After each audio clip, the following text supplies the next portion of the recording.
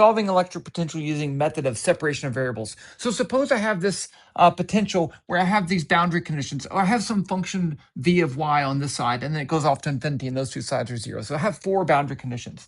Well, I know the Laplacian says that the Laplacian of the potential is equal to zero, but let's separate, let's say that that potential v a function of x and y is two separate functions multiplied by together. I'm going to call them f of x and g of y. If I plug that into this, I get the following with a little bit of trickery, but I get a function that only depends on x and a function that only depends on y. The only way for those to be true and add up to zero is if they're both equal to a constant. And those constants are going to be k squared and negative k squared. Why k squared? Because I already know the answer.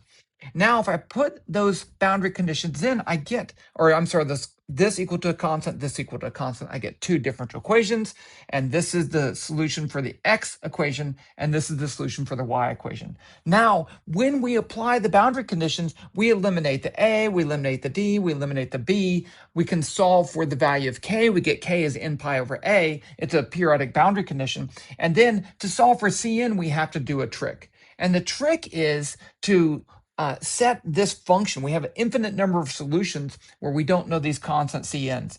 So the trick is to integrate over that function of some sign of n pi y over a. And the only thing that survives is this one particular value. So this is just like a Fourier series, but I can solve for those values of c with this integral right there. And that's how you solve that particular problem.